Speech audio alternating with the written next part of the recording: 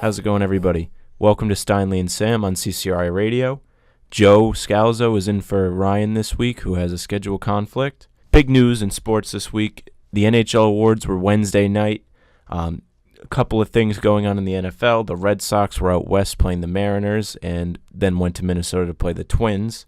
The World Cup is still going strong, and the NBA draft was yesterday. So we have all kinds of news. We'll start off with the NHL awards, and Joe's got some stuff on that. The NHL held their annual award presentation on Wednesday. The two most obvious awards were Victor Hedman winning the Norris Trophy, which is awarded to the top NHL defenseman. Hedman of the Tampa Bay Lightning totaled 63 points this season on 17 goals and 46 assists. The other obvious choice was Gerard Gallant winning the Jack Adams Award, which is awarded to the best coach in the NHL. There was no doubt that Gallant was going to win this award because he done a tremendous job in Las Vegas, taking an expansion team to the Stanley Cup Final and holding one of the better records in the NHL at 51-24-7. It was truly a remarkable job he did in Las Vegas. Other less obvious awards were the Vezina Trophy and the Hart Memorial Trophy. Nashville's Pekka Rinne was the one that won the Vezina Trophy as the top goalie in the NHL. Rinne is 35 and is in his 13th season. He had a .927 save percentage and a .231 goal against average, and held a record of 42-13-4. New Jersey's Taylor Hall won the Hart Memorial Trophy, which is the MVP of the NHL. He totaled 93 points on 39 goals and 54 assists. Other finalists for the Hart Trophy were Anze Kopitar, who had 92 points, 35 goals, and 57 assists, of Los Angeles, and Nathan MacKinnon of Colorado, who had 97 points, which 39 goals, and 58 assists. It is noted that arguably the best player in the NHL, in Connor McDavid, was not nominated for the award despite totaling 109 points, which led the NHL on 41 goals and 67 assists. Despite McDavid's remarkable season, though, Edmonton did not make the playoffs, which may have contributed to him not being nominated for the award. So Taylor Hall was the first person for New Jersey to win the award for a while, and that was one that was really up for grabs, you said, right? Yeah, I believe he was actually the first ever to win the award. Many people were saying that Nathan MacKinnon should have won it just because he had the most points among the three that were nominated. But if McDavid, personally, I would have went with McDavid just because he had 109 points and led NHL in points. But then again, you could argue it's not the best player in the NHL, it's the most valuable. And right. You could argue that Taylor Hall was the most valuable, and New Jersey had a great season this year. And Anze Kopitar and Nathan MacKinnon were also valuable for the team. But if you were talking about value, it was Taylor Hall, I would say. But Nathan MacKinnon, among the three, had the best season, and then Connor McDavid had the best overall. Yeah, because the thing about, like you said, most valuable player, he didn't lead the team to the playoffs, so you could say how valuable is he really, even though he had that insane amount of points. And then there was also the goalie award, and Pekka Rinne won that. So what do you think the biggest controversy with that was? Do you think that was a more obvious one than the MVP, or do you think it was just as contested? I would say that it was not as contested as the Hart Memorial Trophy. Rinne had the best goals against average among the three candidates, and he did hold a great record at 42-13-4. I think that he had better seasons throughout his career than this season. I think he should have won it in the past. But I would say that this one was a little bit less contested. But I could see the argument how you could say Connor Hellebuyck with a 44-11-9 record, .236 goal against average, and .924 save percentage could have won it. And same thing with Welinski out of Tampa Bay, who had a .262 goal against average, which isn't great, and a .920 save percentage, which is good. He had a 44-17-3 record, which is also good. But I'd say Rinne did deserve this award, where against the Memorial Trophy, you could say that Hall, he kind of got handed it. You could say that MacKinnon was robbed. Mm-hmm. So it's also apparent that the Predators were an early favorite in the Western Conference playoffs, even though the Knights ended up making the Stanley Cup. Yeah, surprising everybody. Yeah, you could say that Rinne was probably one of the big reasons of that. Rinne had a great season. They look at the impact. Plus, it's a regular season award, too. It's not for everything. So you look at the impact that had, and they say, well, he had the impact to make his team one of the best in the league. He deserves the award. Yeah. And Hall led the Devils to the playoffs, right? They hadn't been in a while. So that's also probably a big reason. Yeah, it's also the reason for McDavid not getting the award. Yeah, I would say had Edmonton made the playoffs, I think without a doubt, McDavid would have won that award unanimously. There would have been no contest whatsoever. You couldn't even argue anybody else. But the fact that he didn't make the playoffs, which is the only reason why he wasn't nominated, and that's why Taylor Hall won, just because he really led the team. Yeah, he was the leader. Yeah. Obvious best player, stuff like that. And then some interesting stuff broke out in the NFL this week involving Jameis Winston. Yeah, Jameis Winston was suspended 3 games for the upcoming season for an alleged sexual assault crime dating back to March of 2016. Winston was never charged criminally with the crime, as there wasn't enough evidence to convict him to put him in jail. However, the NFL conducted their own investigation and determined that they were going to suspend him. So Ryan Fitzpatrick will start for Tampa Bay for the first 3 games of the season. And Fitzpatrick, he always finds his way into the starting lineup, whether it's due to Winston getting injured like last season, and then this season with the suspension. Also in the news in the NFL, not really NFL, but CFL, former NFL quarterback Johnny Manziel, who was praised by his CFL coach, June Jones. Jones stated that Manziel should be playing in the NFL and believes that one day he will return to the NFL. Manziel spent the season opener of the CFL season on the bench in a 28-14 loss. Manziel did play 2 preseason games, however, with 21 completions on 31 passes, which is a great percentage for 168 yards and a touchdown. However, Manziel is still under contract for the next 2 years in the CFL, so he won't be able to return to the NFL until 2020. Yeah, I know the Patriots were rumored to have, maybe not interest, but they had a reason to bring in Manziel with, they don't have Garoppolo, they don't have a backup quarterback. So he was like a potential fit to be the backup here, but his personality doesn't really match with Belichick's personality. Yeah, I thought that the Patriots were going to draft Lamar Jackson in the draft. I thought that was the smartest choice, especially with Brady. He's on the downturn of his career. He's getting old.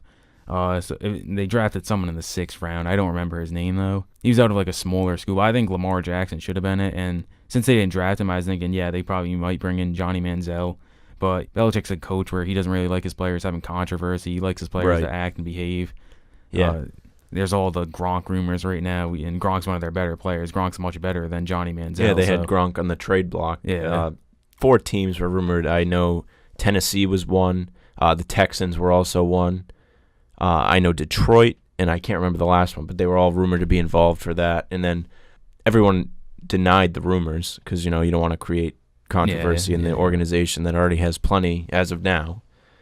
And that's unfortunate for the Buccaneers that Jameis Winston's suspended because, they drafted him first overall a couple years ago. He's been all right. He has potential to be good. Yeah, I think if Winston was able to actually play a full season, you could maybe get into that potential of being a number 1 overall pick. But as of now, since he's been on and off the field with injury and then now with a suspension, he's not really been worth a number 1 pick. He's been, not even top 15 in the NFL. So it's kind of unfortunate for Winston in terms of his career. He's not going to really become a superstar, I would think, now. Once again, he's hitting his prime now, so he's not really going to become, a Tom Brady or an Aaron Rodgers. But I think Tampa Bay will be in good hands with Ryan Fitzpatrick, a nice veteran. He knows how to quarterback a team. He's been in the league for a while. Yeah, he's solid. Harvard man. Yeah, he had a good season last season too. Yeah. Even when he's been a backup. He's solid. Yeah, so that's absolutely right. So the fall off from that may not be as great as everyone would think because he is a veteran and he has experience of being a decent leader and quarterback.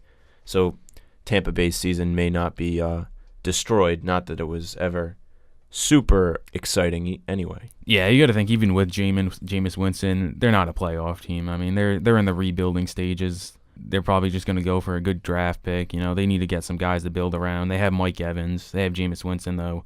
But they don't really have a good enough team to make a run in the playoffs. Yeah, it's very true. Now moving on, the Red Sox were out west. They started last Thursday. They won the first game, which we talked about last week. But then Friday night, they continued their 4-game series against the Mariners. They went up big early in a 6-run third inning, which included Xander Bogaerts' 11th home run of the year, already passed his total from last season in now mid-June, which is impressive. But after that, it was all downhill. They blew the lead in the 7th and 8th innings. Rick Porcello went 6 innings and gave up 7 hits and 4 earned runs.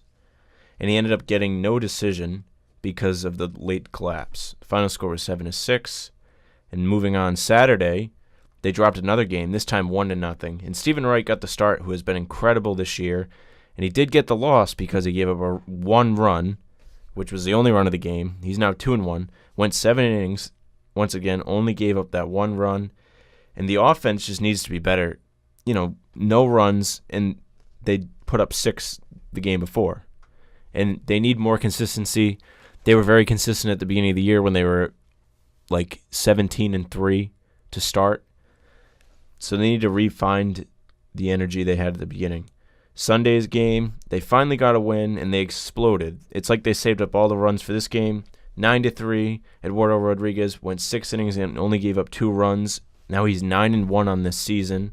The bats finally exploded once again. Devers' 11th home run, Bradley Jr. 4th home run, Bogart's 12th home run, and they ended up splitting the series against the Mariners 2-2.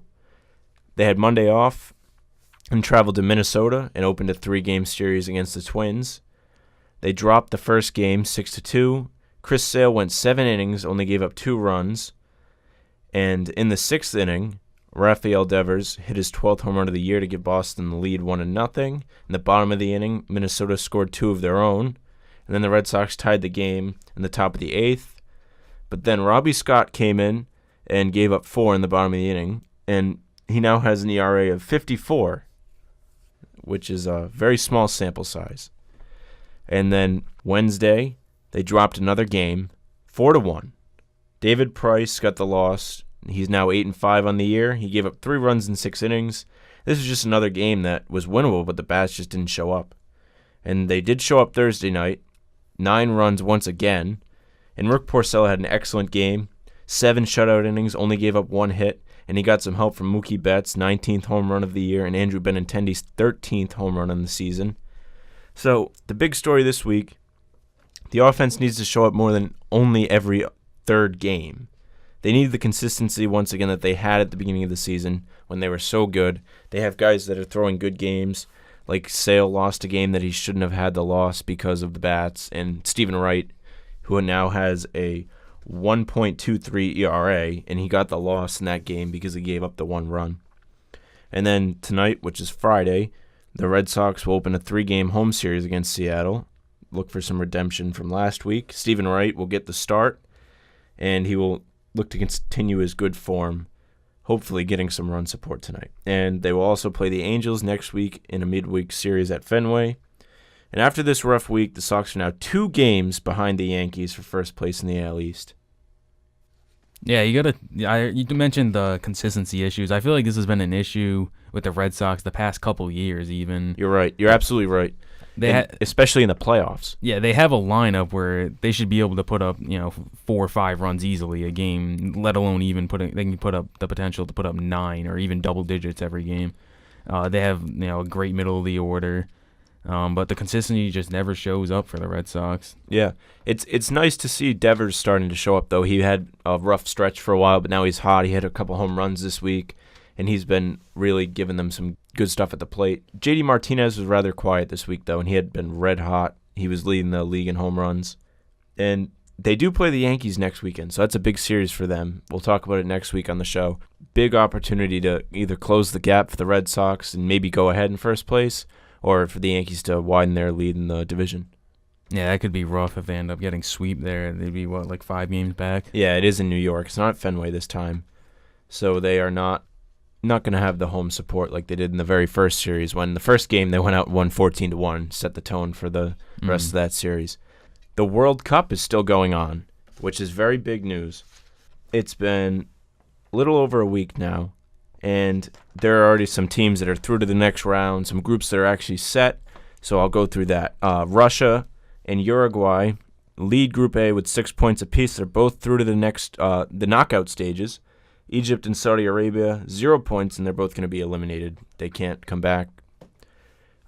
Group B is pretty much wide open except for Morocco, who has 0 points. Spain and Portugal lead the group, 4 points apiece. Iran has 3 points, which is a game against Morocco, so they still have to play one of the top 2 teams in the group, so they probably will not advance because Spain's a very good team. Portugal's been hot with Ronaldo. France is through in Group C, 6 points to lead the group. Denmark is in second with 4 points. Peru is out, and Australia has 1 point, so they can still catch Denmark and possibly go through to the next round. They would need a 2-goal swing between the two of them for it to happen. Croatia's through with Group D, and this group is probably the most interesting group because Argentina is on the brink of elimination.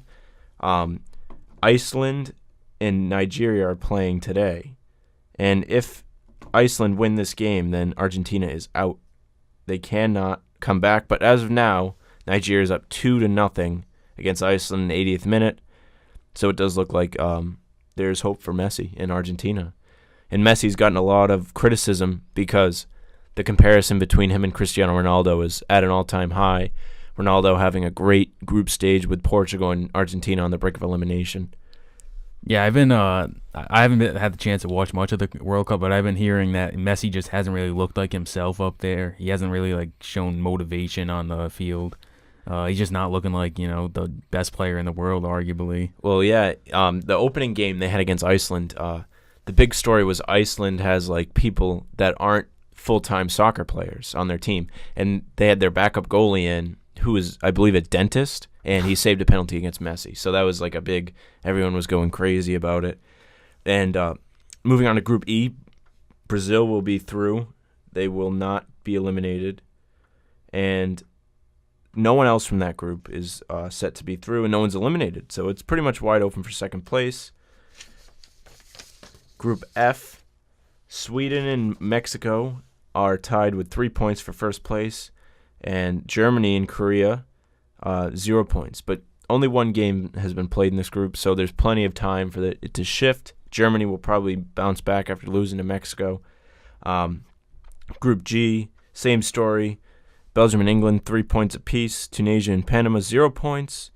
And same thing in Group H. Japan and Senegal, 3 points. Poland and Colombia, 0 points. So there's plenty of time for all these groups to shift with 2 games remaining.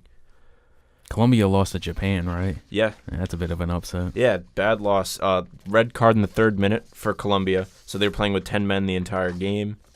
And Japan took advantage. And it's crazy because I predicted that it would be Colombia and I believe Poland to go through, and they're both sitting there with 0 points. So very surprising results here, especially with the Germany-Mexico game was crazy because Mexico actually created enough energy, which is similar to an earthquake with the cheering they had at home watching the game when they scored. Russia has been exceptional as the host country, +7 on goal difference, won by 5 the first game, beat Egypt by 2, and they are going through to the knockout stages, so it'll be really exciting for the fans there. Ronaldo has been a great story. He has all of Portugal's goals in this World Cup, 4, and that's all we got for this.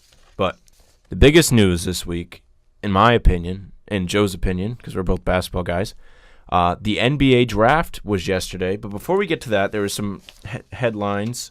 Dwight Howard traded to Brooklyn for Timothy Mozgov in draft picks, and he's expected to be bought out by Brooklyn, who will have enough cap space after next season to sign 2 max players, and they also have the appeal of being in the city, so they could have a quick turnaround. Well, not quick. They've been terrible for years, and they are finally out of the draft drought that Danny Ainge put them into a couple of years ago.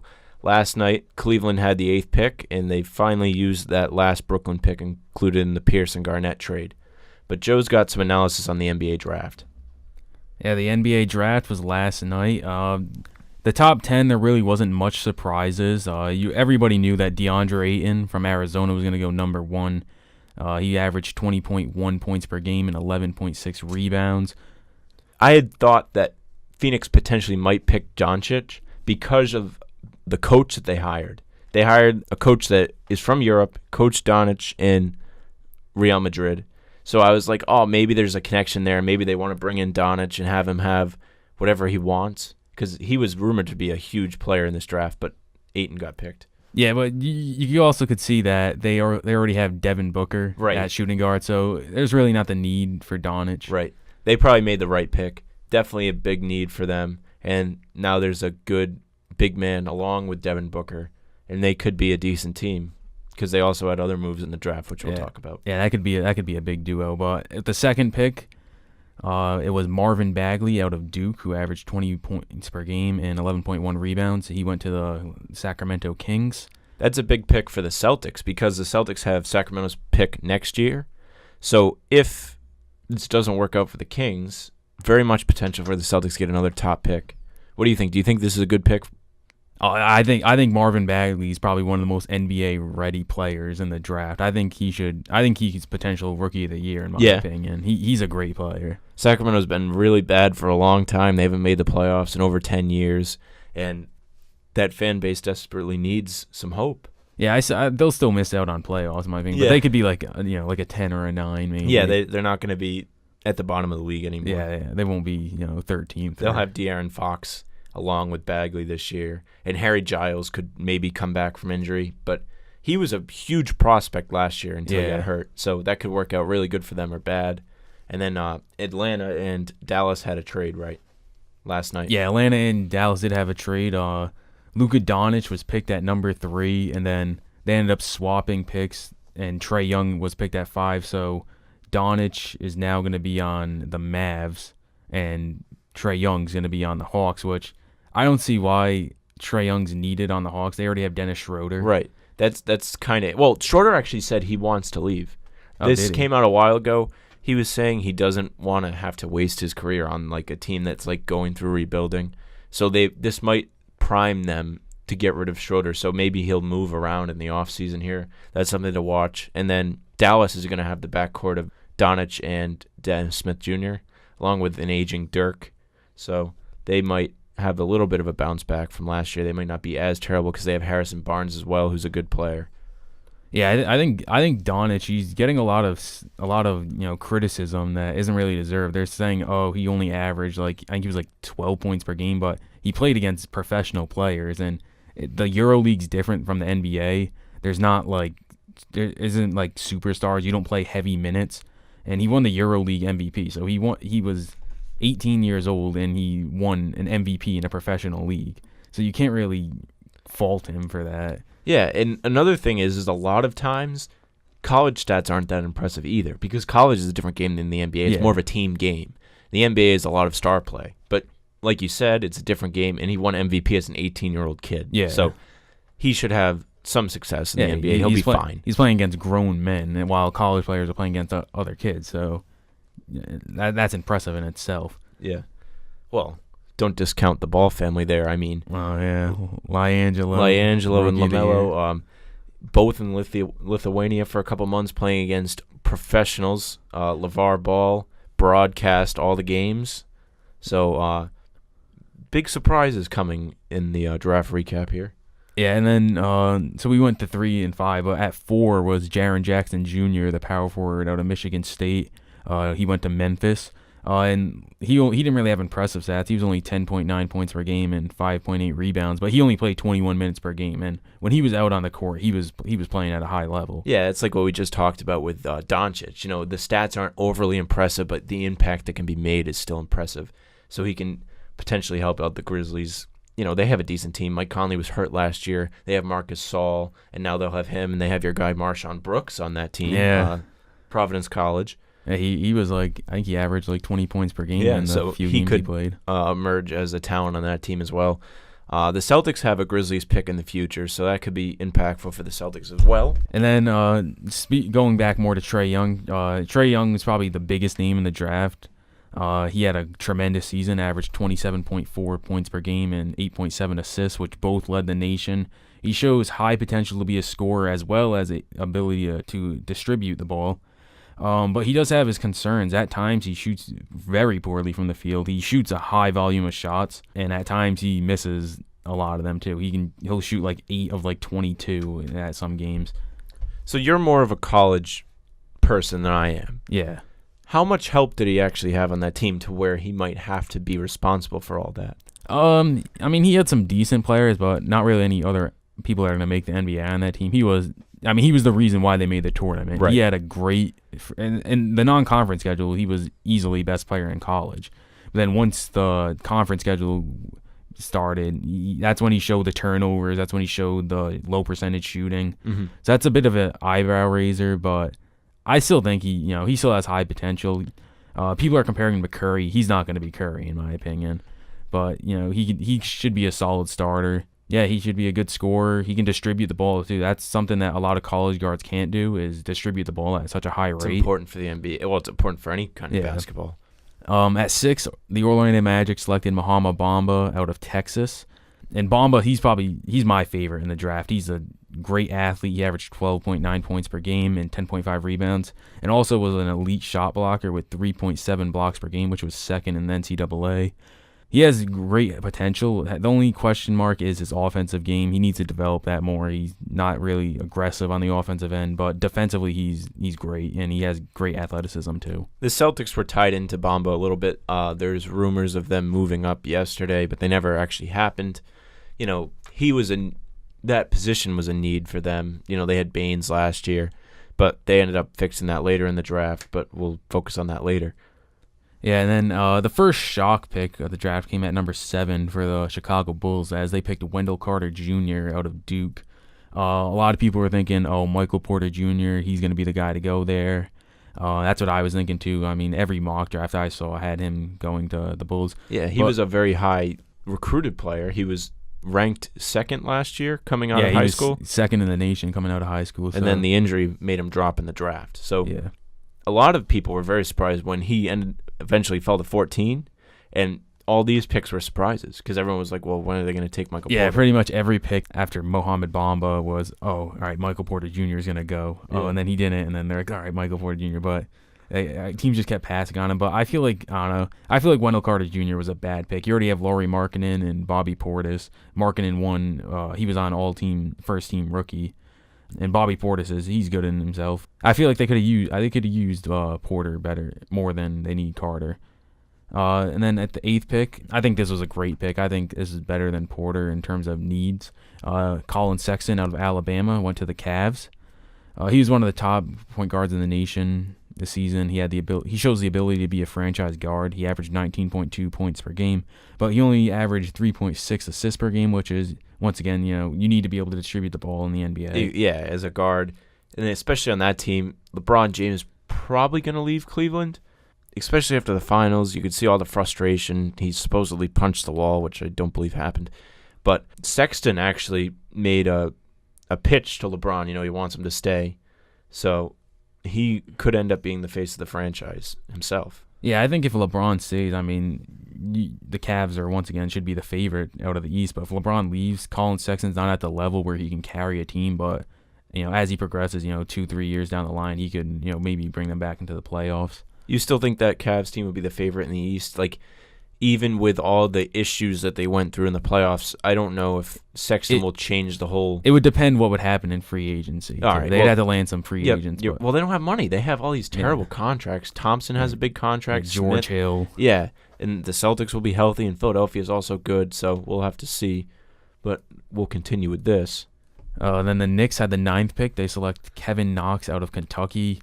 He averaged 15 points per game and 5 rebounds, which is, respectable stats, especially for a Kentucky player with all the top recruits they get. This was a questionable pick for the Knicks, though, because they already have Kristaps Porzingis and Michael Porter Jr. Once again, he was still available. Everybody was thinking, all right, Michael Porter Jr. and Kristaps Porzingis, that's going to be a great duo. But they picked Kevin Knox. The Knicks did have interest in Trae Young, though, but Trae Young was picked very early at 5. This may have been my favorite part of the draft that I witnessed yesterday, because I was out to eat, and me and my friend were waiting to get seated, but we got seated, and big TV, the draft is on, there's people watching, and, we're in New England, so there's still, a decent amount of Knicks fans around because of the location and everything, and the Knicks finally make their pick, and, like you said, Michael Porter's still available. Everyone's like, oh, this could be a huge thing for them. Michael Porter was a huge prospect coming out of high school, and they pick Kevin Knox, and this guy, I'm walking by, and this guy at the bar just puts his head in his hands, slouches over. You could just tell, he was just shattered. He was probably so excited for the draft, and they didn't make the correct pick as of now. Hindsight's always 20/20, but you don't know how it's going to turn out. But everybody thought that they should not have made this pick. Yeah, I mean, you could make the argument too when Porzingis got picked. There was even more Oh, outrage yeah. when Porzingis, and now Porzingis is one of the. Now it's a draft one of- tradition for Knicks fans to boo the pick, Yeah. no matter who it is. You know, maybe they'll hope that will it'll make Kevin Knox get motivated. Maybe he'll have a breakout season, but Yeah. I don't see it. I thought he wasn't the right pick in my opinion. And then to round up the top 10, the 76ers selected Mikal Bridges out of Villanova, someone who I got to watch play in person. Bridges is a great D&3 player. He was the Big East Player of the Year, averaged 17.7 points per game, and led his team to a national championship alongside Jalen Brunson. But then he was traded away with Phoenix for Zaire Smith, who I think is one of the sleepers of the draft. Great athleticism in Smith, but I think I don't know if they should have done that trade because I think Bridges he's got good potential and he was kind of needed in there. Right. Everything that you said about Bridges is impressive. His points per game. He won Big East Player of the Year, which I think like conference awards are overlooked in the NBA because you have 2 years ago Rookie of the Year was Malcolm Brogdon and he won Player of the Year in the ACC and he turned out to be a huge he was Rookie of the Year. So that is important because it shows that they can be an MVP at their own level, and then they won the national championship, which is also impressive. Being a big player on a national championship team is always important because you can show that you can play in like a playoff situation, and you can be a leader on a team. So that seems like it's a really good pick to me. Yeah, actually 2 national championships for Mikal Bridges, freshman season and this past season as a junior. But you said he's a junior, so the age may have impacted his draft stock because everyone wants the extra like 2 or 3 years of the player that they'll get from them being a freshman, or even like Doncic. I'm pretty sure he's 18. He's young for a junior though. I think he's only 20, or he might just be like just turned 21. Usually a lot of juniors are 21, and then seniors 22. So he's young for a junior, but I mean he has good potential. So I think it would have been a good pick for him to stay. He's 21, but then if you look around the league, like Jaylen Brown is 21, Jason Tatum's 20, and those guys were huge in the playoffs for the Celtics. So now he's just now coming into the league, but this could also work the other way because Kuzma was picked last year. He was an older person; he wasn't a freshman, and he transitioned into the league well because of his age. Yeah, sometimes the older older players more developed. Sometimes the older players are more NBA ready. So. Yeah, so it could go either way. Then we have the steals of the draft. Obviously, biggest steal of the draft. You mentioned on it earlier, Michael Porter Jr. Everybody was waiting on their team to pick him. He ended up falling to number 14 for the Denver Nuggets. In the lottery. Yeah, last pick in the lottery. That Denver team is going to be so good because Harris and Jamal Murray have been pretty good for them. They were good when they played the Celtics a couple times. Those guards were good. Jokic is the real deal. Millsap is a great player, even though he's aging a little bit. He was hurt last year. And the only position they really needed to improve was the small forward position. They got their small forward in Michael Porter. So that team is going to be a pretty good team. You know, they have a tough conference with the Warriors and the Rockets, but they can be a power in that conference. And then there's also the Pelicans, who will be healthy again.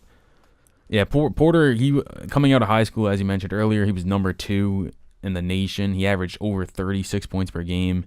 People were saying he's going to be number 1 overall pick when he gets out of college. But then he had that back injury.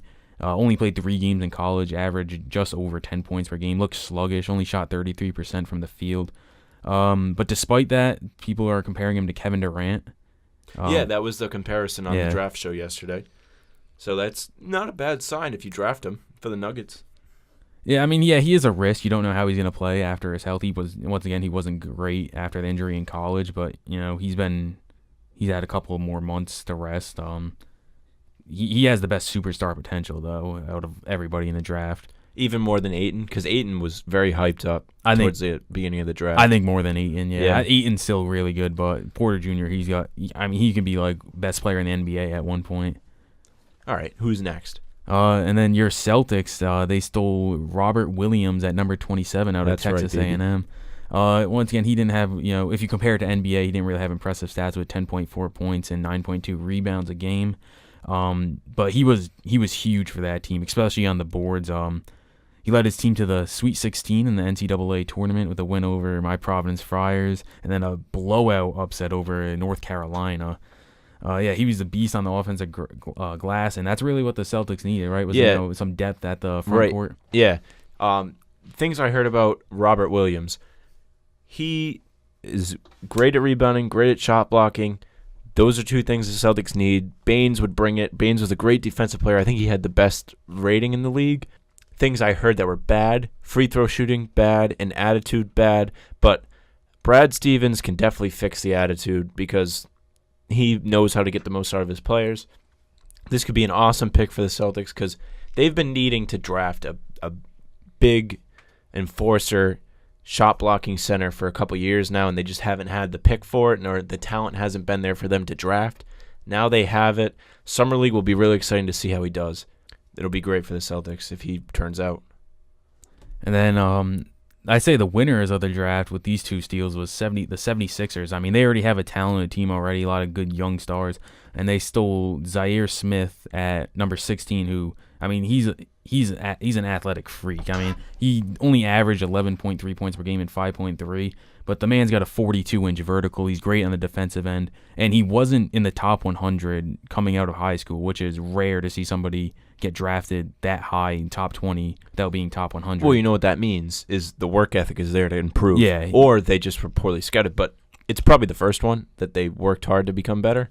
So that's a great sign for an NBA team because that means he will develop.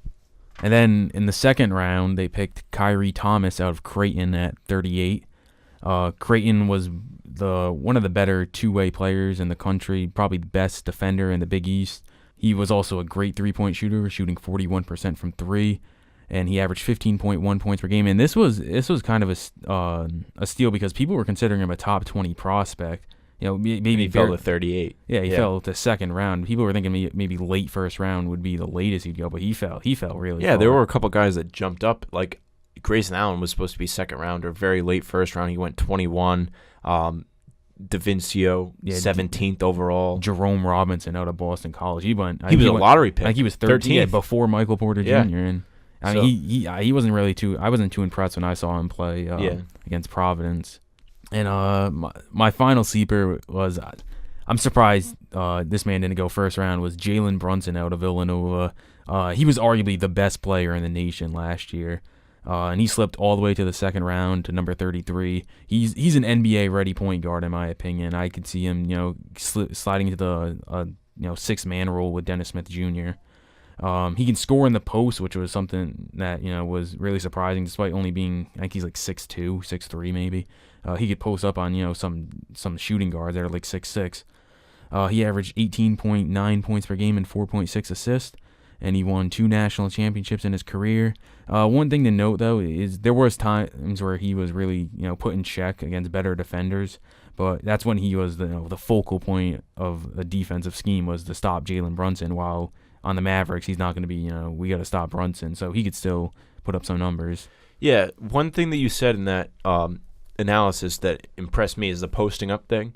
That's really important towards breaking down a team because, for example, the Cleveland Cavaliers with Kyle Korver. Kyle Korver is a great shooter, and he can be deadly and catch fire quick, but he's not an amazing defender. So if you can exploit that, and that's a guard position, so he would be potentially guarding him in the post, that would be a way to exploit his defense and get him out of the game. Marcus Smart did that plenty. I remember opening night after the Hayward injury, they were down, and that was one of the things that led them back. They posted up Smart on Korver, and Korver couldn't do anything about it. So that's very important, even though if you look at the position, you say, well, why do they need to post up? That's why, because you can change the tone of a game by doing that. Yeah, he's good at drawing fouls on the post, too. I mean, he got to the line a lot throughout the season. And some notable undrafted players. This one was kind of surprising. Trayvon Duval out of Duke. He was the number 1 ranked player coming out of high school in the 2017 class. I mean, he averaged 10.3 points per game and 5.6 assists, but he shot terrible from three. He shot 29.3%. How tall? Do you know how tall he is? I think he's around like 6'4". He's a pretty big guard. He's not short. Yeah, he's a big guard. Okay. And then another one was Malik Newman out of Kansas. Newman, like Duval, he was highly recruited out of high school. I believe he was top 100, but he wasn't number 1. He averaged 14.2 points per game this season, but he performed much better in the postseason, in the Big 12 tournament, and then the NCAA tournament. He shot 41% from three on the season, and yeah, he showed the potential to be good in the big time moments, like he was in the playoffs. And then, the big name, LiAngelo Ball. Oh, yeah. Not an exceptional talent, but, he comes with a lot of buzz. He only played one game in college, came off the bench. I think he scored like 5 points. I couldn't even find it when I was looking it up. Yeah, because then all the stuff in China happened, and he got suspended, and then they pulled him out of college and brought him to Lithuania. Yeah, he went over to Lithuania where he found much success against, some poorer competition, They are, LeVar argues, he's playing against professional players. It's not really professional players. He's going up against a bunch of other 18-year-olds. Yeah, so when this was all happening, I remember hearing that, LeVar potentially, set up some of these games because they were broadcast on, Facebook Live. And so people could see, for draft stock, LiAngelo playing. And it was rumored that, he, got, these, undersized, undeveloped, they can still play ball, but, they can't. They're not physically strong. So LiAngelo and LaMelo, his 2 sons, look special against these guys. And LeVar is in Magic Johnson's office today, and he's like, I told you to draft my 2 sons. Why? I'm going to pull Lonzo off this team. I mean, LiAngelo, the thing is, I would understand if he was this star that was, highly recruited. He was never a star. He was always, first of all, he's the middle child, which is a generic, not important thing, which isn't always true. But it was the whole thing was he's the one that doesn't matter. Lonzo was a star, which really brought all the popularity to Chino Hills and with the Ball family and everything. And then LaMelo, he's decent. But I think LiAngelo is definitely the worst out of the 3. Yeah, LaMelo, he could maybe make the NBA, but LiAngelo, he wasn't top 100. He was a bench player in college for the one game that he was there, and then he went overseas. And then he dominated against bad competition, but he didn't really show anything against, his 5 to 10 minutes he played in college. So if you're going to dominate against public schools too. Chino Hills was a public school, so it's not like he's playing against prep schools. Yeah, he's not playing against Oak Hill or any other significant high school that has top talent. He dropped 71 points in a game in high school, and no one even cared. Yeah, obviously, he was the worst of the balls, but he brings big market value. So if you wanted to, get your sales up, he put Big Baller Brand as a sponsor on the jersey. Yeah, with all the NBA teams having their sponsors now have the 3 Bs on the chest. All right, what we got next?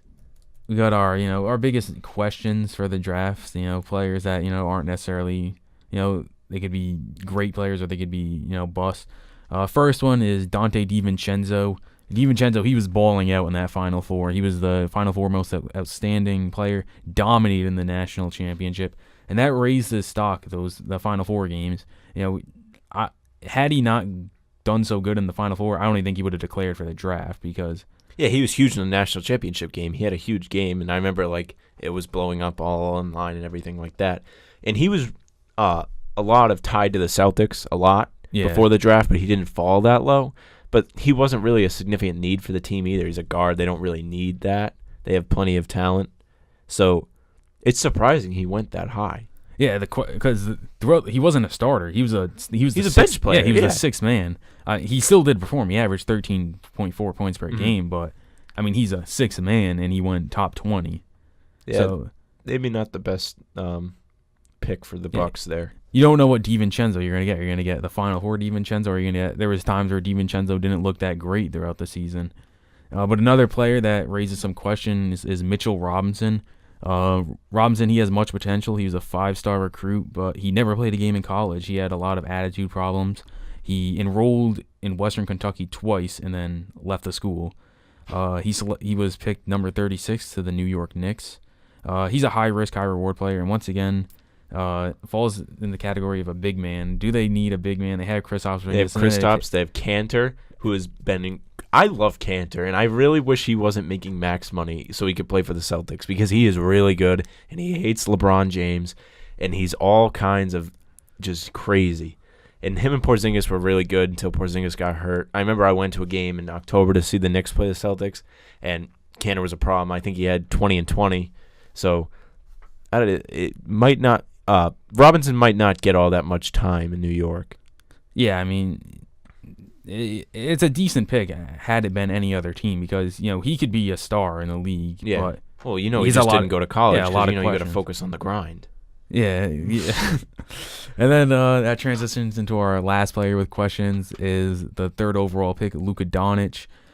He was probably the most criticized player coming into the draft, for really no reason, for not having impressive numbers compared to Marvin Bagley and Ayton. It's just because he's European. Yeah, you don't see him play in college. He's not over here all the time. He's not making all kinds of noise like Trae Young made a lot of noise.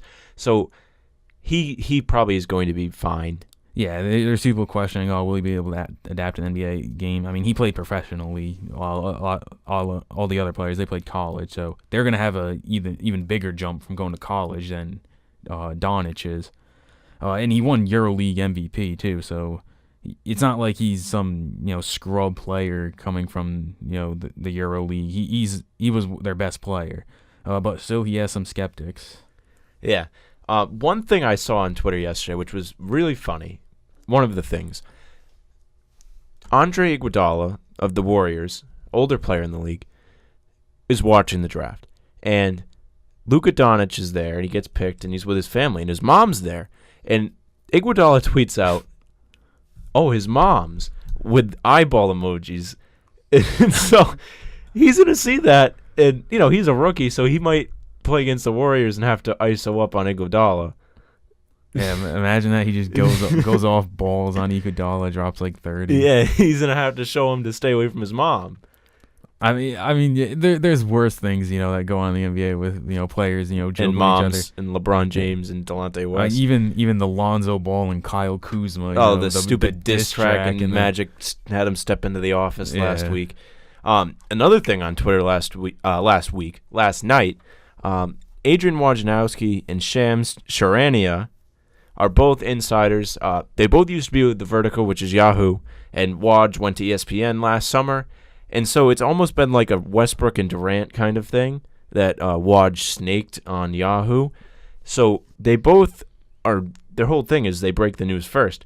And the best thing about anything, free agency, trade deadline, draft, is seeing who's going to break the news first. And so last night, there was actually a ban put on, like that you're not supposed to spoil a draft.